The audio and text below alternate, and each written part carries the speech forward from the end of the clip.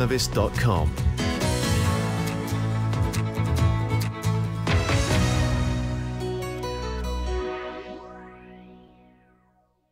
BBC Bangla. এখন রাত 10:30। একটু পরেই শুনবেন সর্বশেষ বিশ্ব সংবাদ। আপনারা বিবিসি শুনছেন ঢাকায় FM 100, চট্টগ্রামে 88.8, কুমিল্লায় 103.6। আপনারা যেখানে আছেন বিবিসি আপনার সাথেই আছে।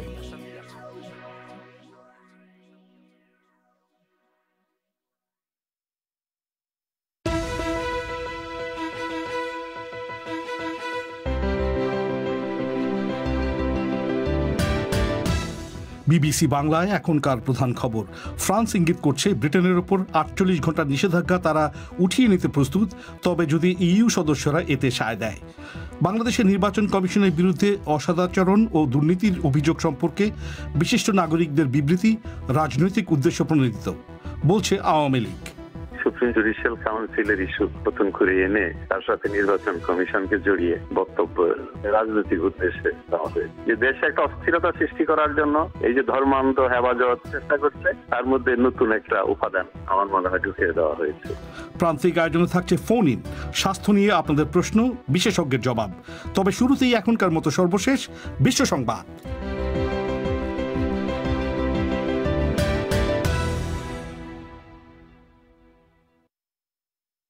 বিবিসি বাংলা বিশ্ব সংবাদ পড়ছি পুলক গুপ্ত। ফ্রান্স ইঙ্গিত করছে ইংলিশ চ্যানেল দিয়ে ব্রিটেন থেকে লরি আসার ব্যাপারে আরোপ করা 48 ঘন্টার এক নিষেধাজ্ঞা তারা উঠিয়ে নিতে প্রস্তুত। তবে তারা বলছে সেটা করা হবে যদি ইউরোপিয়ান ইউনিয়নের বাকি সদস্য দেশগুলো এতে সায় দেয়। ফরাসি পরিবহন মন্ত্রী জাঁ বাপ্তিস্ট জেবারি বলছেন, ব্রাসেলসে এক বৈঠকে ইইউ সদস্য দেশগুলো স্বাস্থ্য নিরাপত্তা সংক্রান্ত একটি নিয়মাবলী তৈরি করার চেষ্টা করছে। ব্রিটেনে শনাক্ত নতুন এক ধরনের করোনা জীবাণুর সংক্রমণের আশঙ্কায় ইউরোপ সহ বেশ কিছু দেশ ব্রিটেনের ওপরে বিমান চলাচল এবং অন্যান্য নিষেধাজ্ঞা আরোপ করেছে। ফাইজার বায়োএনটেকের তৈরি করোনা ভ্যাকসিন অনুমোদন করেছে ইউরোপিয়ান মেডিসিনস এজেন্সি এমা। ইউরোপে এ ধরনের ভ্যাকসিনের অনুমোদন এটাই প্রথম। এমা বলছে, পরীক্ষায় দেখা গিয়েছে যে এই ভ্যাকসিন 95% কার্যকর এবং 16 বছর ও তার উপরে যে কারো দেহে এটা প্রয়োগ সম্ভব। ঔষধ কোম্পানি অ্যাস্ট্রাজেনেকা এবং রাশিয়ার গামালেয়া ইনস্টিটিউট তাদের উদ্ভাবিত করোনা ভাইরাসের 2টি টিকা নিয়ে সহযোগিতার জন্য যে সমঝোতা করেছে রুশ প্রেসিডেন্ট পুতিন তাকে অভিনন্দন জানিয়েছেন। এই 2টি প্রতিষ্ঠান এখন দেখবে যে তাদের 2টি টিকার সম্মিলিত ফল কোভিডের বিরুদ্ধে আরও ভালো কাজ করে কিনা। বাংলাদেশে রোগীদের জীবন ঝুঁকিতে ফেলছে যেসব ভুয়া ডাক্তার, তাদের বিরুদ্ধে শাস্তি বাড়ানোর জন্য হাইকোর্টে আবেদন করেছেন একজন আইনজীবী। JR খান রবিন বলেন, বর্তমানে সর্বোচ্চ 3 বছরের সাজার যে বিধান রয়েছে তা যথেষ্ট নয়, এটি মৃত্যুদণ্ড বা যাবজ্জীবন কারাদণ্ড হওয়া উচিত। সম্প্রতি গর্ভপাত করাতে গিয়ে এক রোগিনীর মৃত্যুর পর সেখানে এক ভুয়া ডাক্তার দম্পতিকে গ্রেপ্তার করা হয়। ভারতে নতুন কিছু কৃষি আইনের বিরুদ্ধে তাদের মাসব্যাপী বিক্ষোভের অংশ হিসাবে কৃষকরা অনশন ধর্মঘট শুরু করেছেন। রাজধানী দিল্লির উপকণ্ঠে তাদের সমাবেশস্থলে কৃষকরা দলে দলে ভাগ হয়ে 24 ঘণ্টা করে অনশন করবেন। নেপালে প্রধানমন্ত্রীর পার্লামেন্ট ভেঙে দেওয়ার সিদ্ধান্তের বিরুদ্ধে সুপ্রিম কোর্টে 3টি আবেদন জমা পড়েছে। একজন আবেদনকারী, যিনি পেশায় আইনজীবী, তিনি রয়টার বার্তা সংস্থাকে বলেছেন যে পার্লামেন্ট ভেঙে দিয়ে প্রধানমন্ত্রী KP ওলি কার্যত সাংবিধানিক অভ্যুত্থান করেছেন। বিবিসি বাংলার রাতের আয়োজন পরিক্রমা শর্টওয়েভ ছাড়াও প্রচারিত হচ্ছে FM তরঙ্গে বাংলাদেশে প্রধান 10টি শহরে, আর ইন্টারনেটে এই অনুষ্ঠানটি লাইভ প্রচারিত হচ্ছে bbcbangla.com ওয়েবসাইট থেকে। অনুষ্ঠানের শ্রোতা বন্ধুদের সাদর আমন্ত্রণ জানাচ্ছি আমি মাসুদ হাসান খান।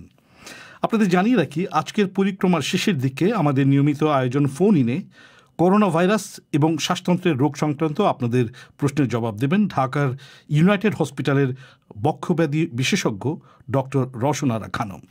আশা করি ফোন ইনটি শুনবেন। একটু আগেই যেমনটা বলছিলাম, বাংলাদেশে নির্বাচন কমিশনের বিরুদ্ধে গুরুতর অসদাচরণ এবং দুর্নীতির অভিযোগ তুলে 42 জন বিশিষ্ট নাগরিক যে বিবৃতি দিয়েছেন তা নিয়ে রাজনৈতিক অঙ্গনে ব্যাপক আলোচনা সৃষ্টি হয়েছে। এমন বিবৃতির পেছনে রাজনৈতিক উদ্দেশ্য থাকার অভিযোগ এনে আওয়ামী লীগ নেতারা বলছেন তারা বিষয়টাকে রাজনৈতিকভাবেই মোকাবেলা করবেন। অন্যদিকে বিরোধী দল বিএনপি নির্বাচন কমিশনের বিরুদ্ধে ওই বিবৃতিকে স্বাগত জানিয়েছে।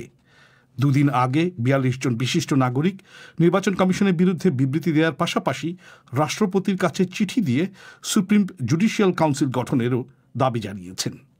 এ নিয়ে আরও শুনুন সংবাদদাতা কাদির কল্লোলের কাছে।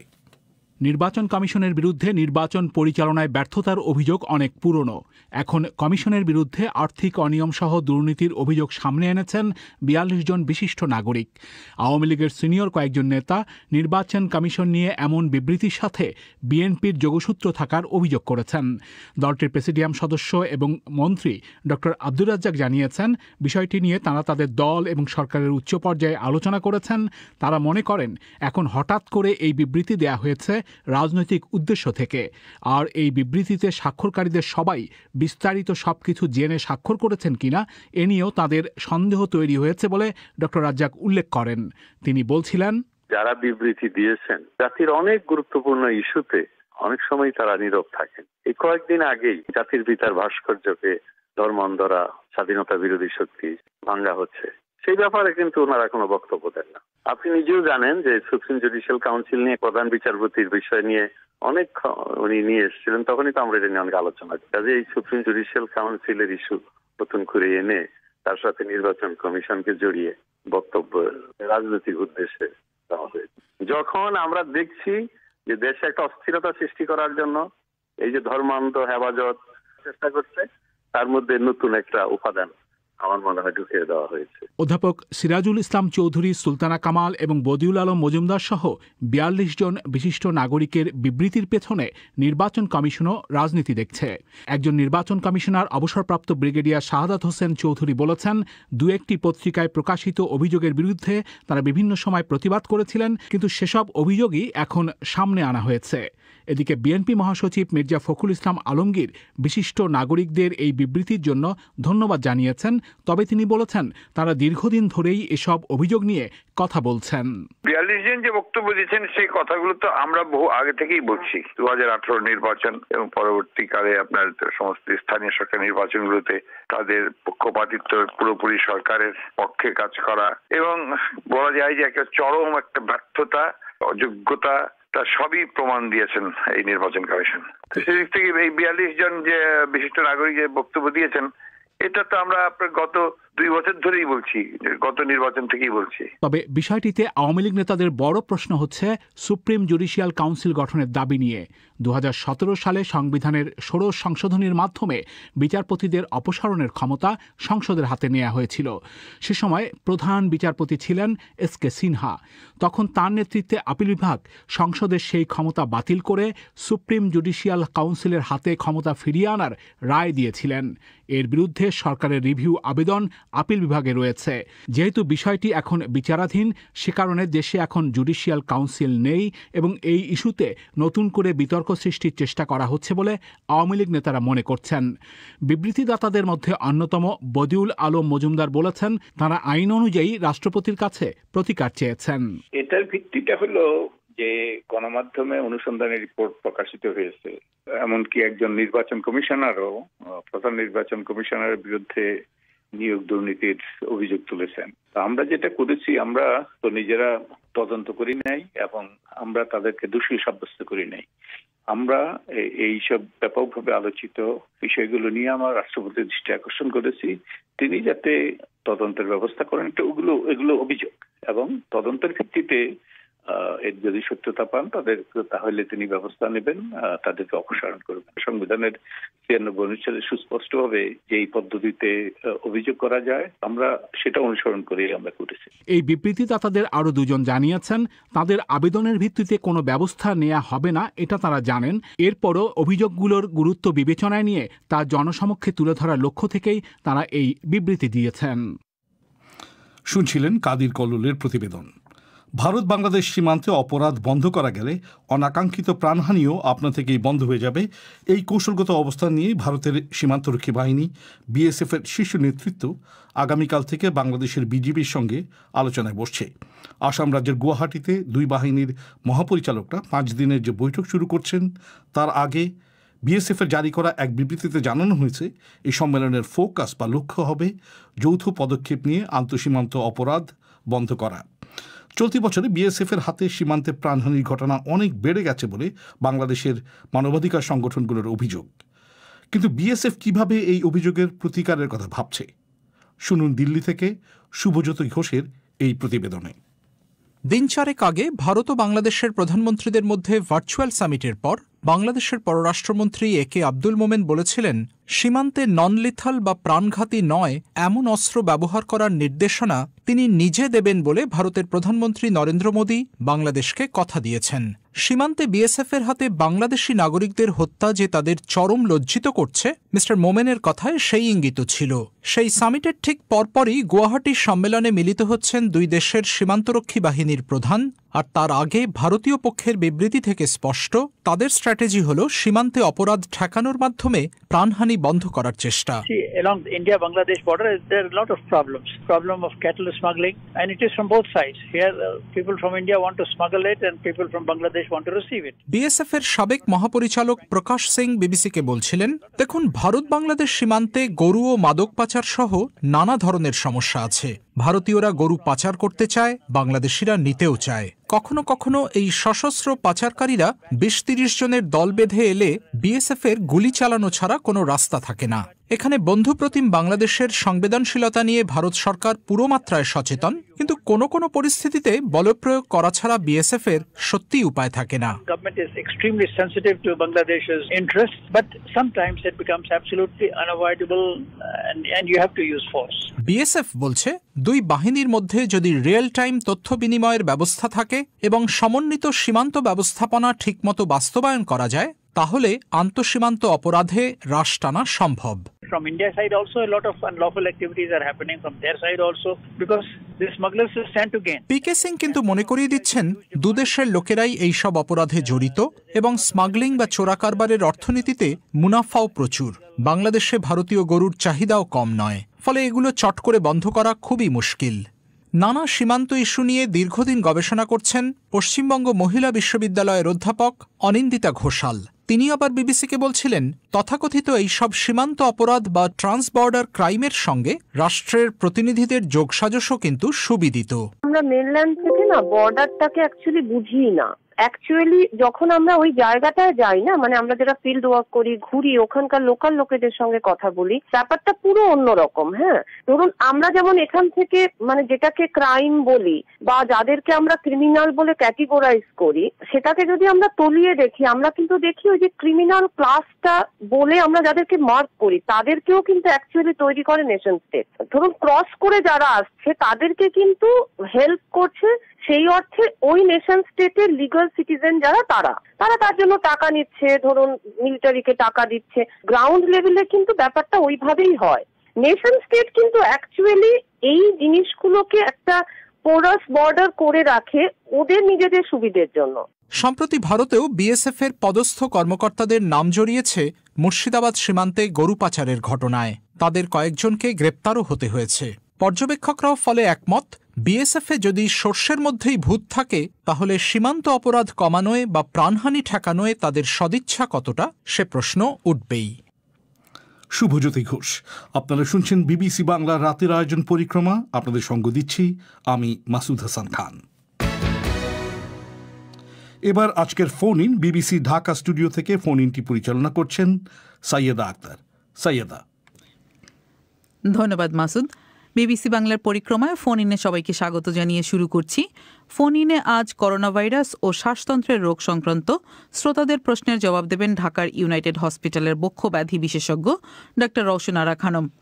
এতে যোগ দিতে চাইলে 01-714-115578 এই নম্বরে SMS করে আপনাদের নাম ঠিকানা জানিয়ে দিতে পারেন। অনুষ্ঠান চলাকালে আমরা আপনাদের সঙ্গে যোগাযোগ করতে পারবো, সেক্ষেত্রে যদি আপনারা নাম ঠিকানা পাঠিয়ে দেন। চলে যাব আমাদের শ্রোতাদের কাছে যারা ইতিমধ্যেই টেলিফোন লাইনে অপেক্ষা করছেন। শুরুতেই রয়েছেন ঢাকার একজন শ্রোতা তামান্না সুরাইয়া। জি, হ্যালো। জি বলুন, আমরা শুনছি। আমার সমস্যা হচ্ছে, আমি যখন সিঁড়ি দিয়ে উপরে উঠি, 3 তলা 4 তলা 5 তলায় যাই, তখন সমস্যা হয় যে আমার নিঃশ্বাসটা বেশ জোরে জোরে হয় এবং একটু ঘন ঘন হয় এবং কথা বলতে গেলেও কষ্ট হয় এবং বুকের মধ্যে বেশ ধরপড় করে। এটা হচ্ছে আমার বয়স 40, এটা হচ্ছে 2-3 বছর হচ্ছে এরকম সমস্যাটা হচ্ছে এরকম। যে কিরকম কেমন কেন হচ্ছে, এটাই সমস্যা। তামান্না, আপনার সমস্যাটা এক্সাশনাল ব্রেথলেসনেস বলবো আমরা। 3 তলা 4 তলা 5 তলা কিন্তু অনেক বড় টার্গেট। আপনি যদি এই লেভেলে গিয়ে একটু হাঁপিয়ে যান সেটাকে আমরা নর্মালি ধরবো, কিন্তু পরের কথা যেটা বললেন যে একটু কথা বলতে গিয়েও মাঝে মাঝে হাঁপিয়ে যান এবং মনে হচ্ছে প্যালপিটেশন হচ্ছে, সো এই ক্ষেত্রে আপনার একটু কার্ডিয়াক চেক আপও দরকার হবে। সম্ভবত আপনার হাঁচি কাশি এরকম কোনো সমস্যা যেহেতু নেই, কার্ডিয়াক দিকটা মানে আপনার হার্টের কোনো সমস্যা আছে কিনা এটা একটু দেখে নিতে হবে। এবং আপনার ওয়েট আমি জানি না, যদি 40 ইয়ার্স বলেছেন, অনেক সময় স্থূলতার জন্য কিন্তু আমরা হাঁপিয়ে যাই সহজে। সো 3টা জিনিস মাথায় রাখতে হবে। ধন্যবাদ। এবারে গাজীপুরের শ্রোতা মুস্তাফিজার মানিক, তিনি যোগ দিচ্ছেন আমাদের সঙ্গে। জি, আমার সমস্যা হচ্ছে যে আমার বয়স 36 বছর।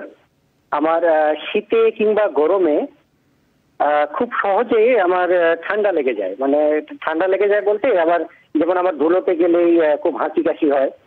আর আমার যে সমস্যাটা এখন আমি যেটা করতেছি যে আমার ঠান্ডা লাগলেই আমার মানে গলায় একটা ব্লকের সৃষ্টি হয়, মানে আমার গলায় কি একটা অস্বস্তি থাকে। আমি দেখা যায় যে আমার শ্বাস প্রশ্বাসে কষ্ট হয় না, কিন্তু একটা গলা কি যেন আটকে থাকে এরকম অনুভূতি হয়, যেটা আমি গরম পানি দিয়ে গড়গড়া করলে আরাম পাই।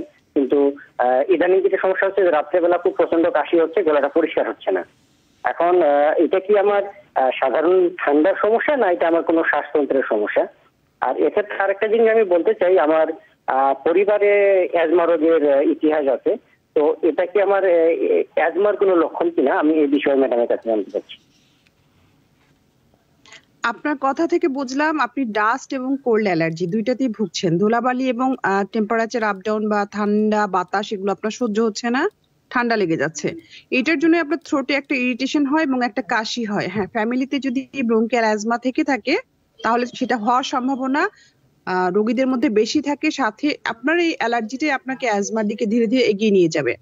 হতে পারে এটা আপনার ব্রঙ্কিয়াল অ্যাজমার একদম আর্লিয়েস্ট সিমটম। তবে এটা ট্রিটমেন্ট আছে, ট্রিটমেন্টের মধ্যে কিছু ওষুধ আমরা দিয়ে থাকি। আর প্রথমত কাজ হচ্ছে আপনাকে ধুলাবালি এবং চরম ঠান্ডা বাতাস বা ঠান্ডা খাবার এড়িয়ে চলতে হবে। তবে ব্রঙ্কিয়াল অ্যাজমা পুরোপুরি মানে আপনার ব্রঙ্কিয়াল অ্যাজমা আছে এটা বলার মতো অবস্থা আমার কাছে মনে হলো না। তবে আপনি একজন ক্যান্ডিডেট যে হয়তো বা ভবিষ্যতে অ্যাজমার সিমটম পুরোপুরি ভাবে আসতে পারে আপনার মধ্যে। এবারে ঢাকার আরেকজন শ্রোতা আইরিন ইকবাল ইভা। হ্যালো, আসসালামু আলাইকুম। ওয়ালাইকুম আসসালাম। আমি অ্যাকচুয়ালি একটা স্কুলে চাকরি করি। আমি যে এলাকায় থাকি সেই এলাকায় আমাদের স্কুলের কিছু বাচ্চা ক্যাম্পে পড়ে। তো আমার কথা হচ্ছে আমাকে ক্যাম্পে কিছু ফিল্ড ওয়ার্কের জন্য যেতে হয়। সেখানে হচ্ছে কি ধরনের প্রোটেকশন আমি নিয়ে যাই, আমি যতটুকু পারি প্রোটেকশন নিয়ে যাই, তারপরেও আমার কি ধরনের সতর্ক থাকা উচিত? এবং সেকেন্ড প্রশ্ন হচ্ছে, আজকে একটা নিউজে শুনেছি ব্রিটেনে করোনা ভাইরাসের নতুন একটি সংক্রমণ দেখা দিয়েছে। সেটা সম্পর্কে বাংলাদেশ সরকার এবং আপনারা কতটুকু আমাদেরকে নিউজ দিতে পারবেন? আপনার কথা শুনে মনে হলো আপনি যথেষ্ট সচেতনতার সঙ্গে চলাফেরা করেন। তারপরে যেহেতু আমার কাছে শুনতে চেয়েছেন, ফিল্ড ওয়ার্ক মানেই হচ্ছে আসলে অনেকগুলো মানুষের কাছাকাছি যাওয়া। আপনার বক্তব্য অনুযায়ী আমাদের করোনা প্রতিরোধের জন্য যে কয়েকটা উপায় আমরা বলে থাকি তার মধ্যে খুব ইম্পর্টেন্ট হচ্ছে সোশ্যাল ডিস্টেন্সিং বা সামাজিক দূরত্ব বজায় রাখা। ফিল্ডে যেতে হলেও আপনি চেষ্টা করবেন অ্যাটলিস্ট 2 মিটার দূরত্ব বজায় রাখার জন্য বা যতটুকু সম্ভব। সাথে চোখে মুখে মানে মুখে তো মাস্ক থাকবেই এবং চোখে আপনি একটা চশমা ব্যবহার করার চেষ্টা করবেন। ফিরে এসে আপনার পরিষ্কার পরিচ্ছন্নতার জন্য যা যা করা দরকার সেগুলো করবেন। আর মিউট্যান্ট ভ্যারাইটি যেটা বলছেন মানে নতুন করোনা সংক্রমণ প্রতি সবসময়ই হচ্ছে যে ভাইরাসটা নিজের মধ্যে কিছু পরিবর্তন, চারিত্রিক পরিবর্তন আনতে থাকে যেটাকে আমরা মিউটেশন বলি। এবং রিসেন্টলি যে মিউট্যান্ট ভ্যারাইটিটা পাওয়া গিয়েছে তাদের সংক্রমণটা অনেক দ্রুত ছড়াচ্ছে, অনেক খারাপ ভাবে ছড়াচ্ছে। আমাদের দেশে মিউটেশন সম্পর্কে আমাদের কাছে এই মুহূর্তে কোনো ইনফরমেশন তেমন ভাবে নেই। তবে হ্যাঁ, হতেই পারে যে কোনো মুহূর্তেই ভাইরাসের ক্যারেক্টার চেঞ্জ হয়ে মিউট্যান্ট ভ্যারাইটি যে কোনো ক্যারেক্টার নিয়ে আমাদের সামনে চলে আসতে পারে। আর সংবাদের ব্যাপারে যেটি বলছিলেন সেটি বিবিসির রেডিও এবং অনলাইন আউটলেটে চোখ রাখুন, নজর রাখুন। আমরা যতখানি সম্ভব অ্যাভেলেবেল ইনফরমেশন এবং সংবাদ হওয়ার যোগ্য তথ্য আপনাদের সামনে পরিবেশন করবার চেষ্টা করে যাচ্ছি। আপনাকে ধন্যবাদ আপনার ফোনের জন্য, আপনার কোয়েরির জন্য। এবারে আমাদের যশোরের একজন শ্রোতা বুলবুল আহমেদ বোরহান, তিনি যোগ দিচ্ছেন আমাদের সঙ্গে। আমরা বিভিন্ন সংবাদ মাধ্যমে জানতে পারছি যে গ্রেট ব্রিটেন এবং আপনার ইউরোপীয় দেশগুলোতে নতুন যে সংক্রমণটা করোনা এটা প্রচুর ছড়াচ্ছে, এবং আমি যতদূর জানতে পারছি যে এটা শরীরে ত্বকের কোষের মাধ্যমে ছড়াচ্ছে। তো এখন আমার প্রশ্ন হচ্ছে যে এটা বাংলাদেশের বর্তমানে কি অবস্থা এবং কিভাবে দ্রুত ছড়াচ্ছে?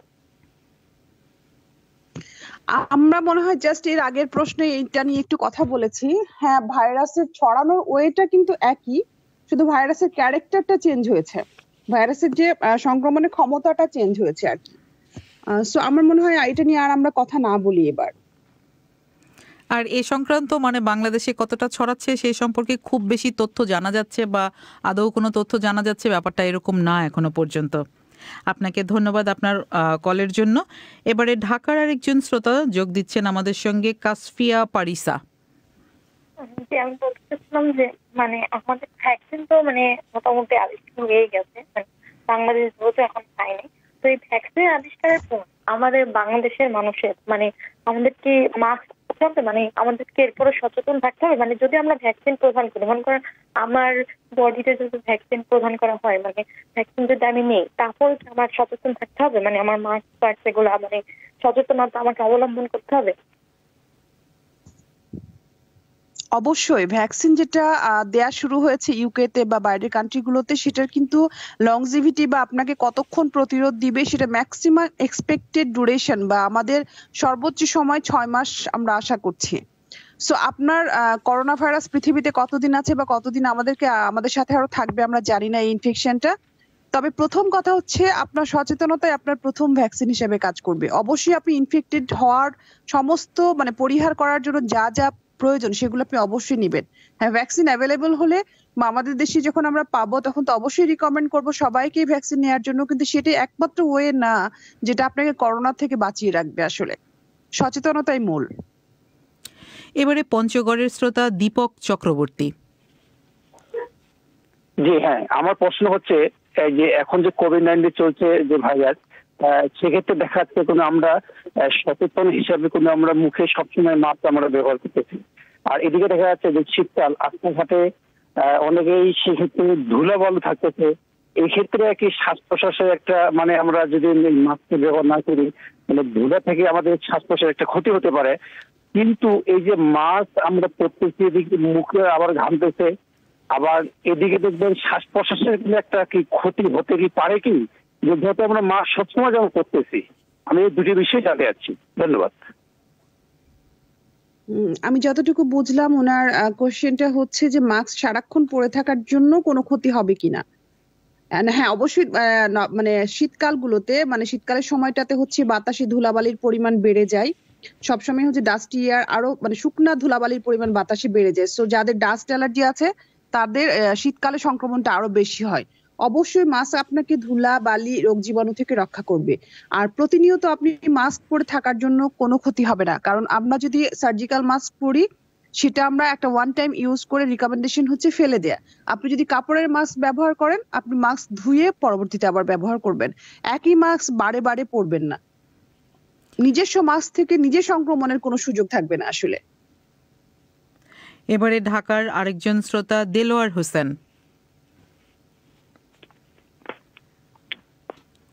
মিস্টার হোসেন, আপনি শুনতে পাচ্ছেন আমাদের? জি জি জি, দয়া করে আপনার প্রশ্নটি করুন। আমার প্রশ্ন হচ্ছে যে আমি যখন শ্বাস প্রশ্বাস নেই তখন আমার মাথার ভিতরে মানে ব্রেনের ভিতরে জ্বলে। এই জ্বলার কারণটা কি? মানে তাপমাত্রা যখন একটু কম হয় বা একটু শীত লাগে গায়ে তখনই এই প্রবলেমটা দেখা দেয়, কিন্তু গরম থাকলে শরীর তখন আর কোনো সমস্যা হয় না। মানে ঠান্ডা বাতাসে গেলে আপনার একটা অস্বস্তি কাজ করে ঠান্ডা বাতাসে যখন শ্বাস নেন? হ্যাঁ, মাথা ব্রেনের ভিতরে।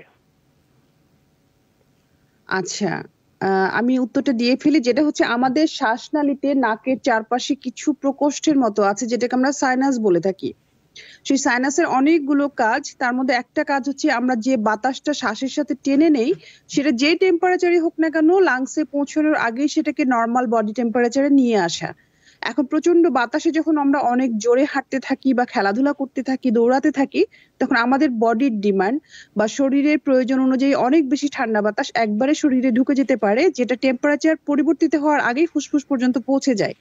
সেক্ষেত্রে আপনার আপার রেসপিরেটরি ট্র্যাক্ট বা শ্বাসনালীর উপরের অংশে ঠান্ডা বাতাস একটা অস্বস্তি তৈরি করতে পারে সেনসিটিভ পার্সনদের ক্ষেত্রে। কিন্তু আপনি যে ব্রেনের কথা বলছেন, এটা সম্ভবত সাইনাস পর্যন্ত বা আপনার মুখমণ্ডলের চারপাশে বা চোখের চারপাশে এরকম একটা অস্বস্তি বোধ করেন, বাট সেটা ব্রেন পর্যন্ত না।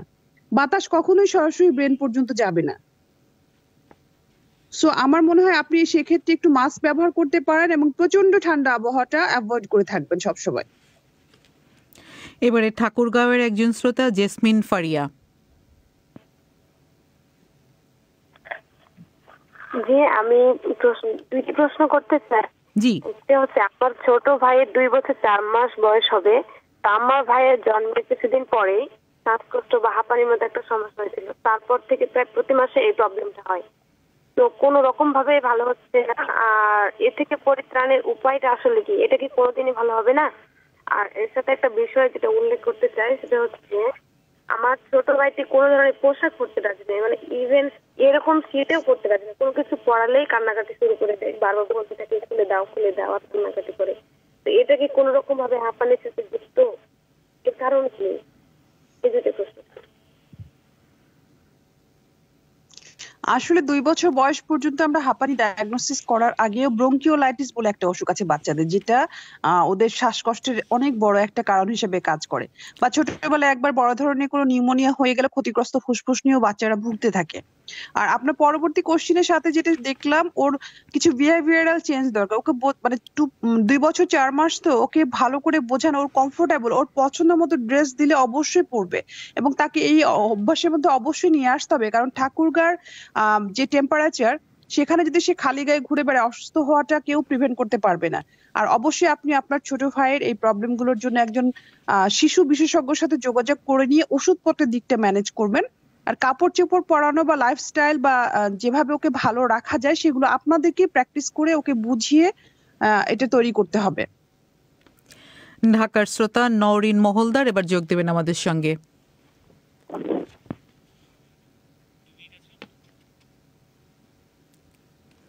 নওরিন মহলদার, আপনি শুনতে পাচ্ছেন আমাকে? জি জি, দয়া করে প্রশ্নটি করুন। আমার প্রশ্ন, আমার সিজন চেঞ্জ হলে জ্বর ঠান্ডা হয়। তো আমার নভেম্বরে জ্বর ঠান্ডা হয়েছিল, তখন আমার নিঃশ্বাসে একটু সমস্যা হয়েছিল, কিন্তু আমি হসপিটালে যাইনি, আমি হসপিটালে যেতে ইচ্ছুকও না। আমি নিজ থেকেই যতটুকু প্যারাসিটামল না পাই এসব খেয়েছি। ডিসেম্বরে আবার আমার ঠান্ডা লেগেছে, তো তখন আমার নিঃশ্বাসে একটু সমস্যা হচ্ছে আর আমি কাশি থেকে রেহাই পাচ্ছি না। এতটুকু। আচ্ছা, সিজন চেঞ্জের সাথে সাথে যে কাশিটা হয় সেটা আসলে মানে অ্যালার্জি জনিতই বলবো আমি। সেক্ষেত্রে আপনার অবশ্যই কিছু ওষুধ ব্যবহার করতে হবে। আপনি হয়তো করোনা পরিস্থিতির জন্য হসপিটালে যেতে ভয় পাচ্ছেন, সেক্ষেত্রে অনেক হসপিটালে টেলিমেডিসিন সার্ভিস আছে, যারা আপনি ওভার ফোনে অ্যাপয়েন্টেড হয়ে ডক্টরের সাথে সরাসরি কথা বলতে পারবেন, আপনার সমস্যা জানাতে পারবেন, ওনার পরীক্ষা নিরীক্ষা কিছু দিয়ে থাকলে সেই রিপোর্টও আপনি ওখানে পাঠিয়ে দিতে পারবেন। সো আমার মনে হয় অবশ্যই আপনার মানে এলোমেলো ওষুধ বা নাপা বা প্যারাসিটামলই তো শুধু একমাত্র ওষুধ না, এভাবে না খেয়ে প্রপারলি আপনার যা যা দরকার সেটার জন্য অবশ্যই টেলিমেডিসিন সার্ভিসের সুবিধা নেন, এটা আপনাকে পরিত্রাণ দিবে। এবং সম্ভবত ঠান্ডা থেকে সুরক্ষা বা সুরক্ষিত থাকার একটু চেষ্টাও করার দরকার। হ্যাঁ, লাইফস্টাইল তো সবাই সবচেয়ে বেশি ইম্পর্টেন্ট আর কি, সবকিছু মানে ওষুধের চাইতে। বাট ওনার কিছু ওষুধ লাগবে আসলে। আপনাকে ধন্যবাদ এবং নওরিন মহলদার, তাকেও ধন্যবাদ বিবিসি বাংলার পরিক্রমার ফোন ইনে যোগ দেওয়ার জন্য। আজকে আমাদের সঙ্গে এতক্ষণ শ্রোতাদের স্বাস্থ্য সংক্রান্ত নানা প্রশ্নের জবাব দিচ্ছিলেন ঢাকার ইউনাইটেড হসপিটালের বক্ষ ব্যাধি বিশেষজ্ঞ ডক্টর রওশন আরা খানম। ডক্টর রওশন আরা খানমকে ধন্যবাদ জানাচ্ছি। সেই সঙ্গে যারা যোগ দিয়েছিলেন আমাদের সঙ্গে প্রশ্ন নিয়ে তাদেরকে ধন্যবাদ জানাচ্ছি এবং যাদেরকে আমরা আজকে সংযুক্ত করতে পারিনি তাদের কাছে দুঃখ প্রকাশ করছি। পরবর্তী কোনো অনুষ্ঠানে আবার নিশ্চয়ই কথা হবে। সকলকে শুভেচ্ছা এবং ধন্যবাদ জানিয়ে ফিরিয়ে নিয়ে যাব বিবিসির লন্ডন স্টুডিওতে। সেখানে রয়েছেন মাসুদ হাসান খান। ধন্যবাদ সায়েদা। ফোন ইনটি পরিচালনা করলেন সাইয়েদা আক্তার। এবার অধিবেশন শেষ করার আগে সংবাদ শিরোনাম আরেকবার। ফ্রান্স ইঙ্গিত করছে ব্রিটেনের ওপর 48 ঘন্টার নিষেধাজ্ঞা তারা উঠিয়ে নিতে প্রস্তুত, তবে যদি ইইউ সদস্যরা এতে সায় দেয়। বাংলাদেশে নির্বাচন কমিশনের বিরুদ্ধে অসদাচরণ ও দুর্নীতির অভিযোগ সম্পর্কে বিশিষ্ট নাগরিকদের বিবৃতি রাজনৈতিক উদ্দেশ্য প্রণোদিত বলছে আওয়ামী লীগ। আর এরই সঙ্গে শেষ করছি আজকের পরিক্রমা। আমাদের পরবর্তী অনুষ্ঠান প্রবাহ শুনতে পাবেন আগামীকাল বাংলাদেশ সময় সন্ধ্যে 4:30 আর ভারতে সন্ধ্যে 7টায়। শুনবেন আশা করে বিবিসি লন্ডন স্টুডিও থেকে। আজকের মতো বিদায় নিচ্ছি আমি মাসুদ হাসান খান। শুভরাত্রি।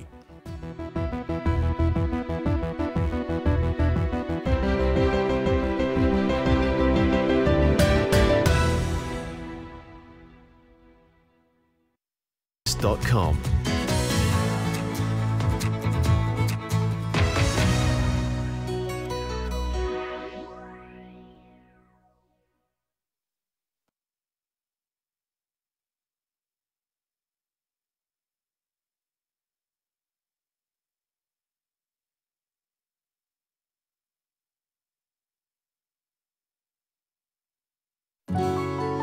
BBC. This is the BBC. There are no programmes on this channel at present. Details of all our services are at bbcworldservice.com.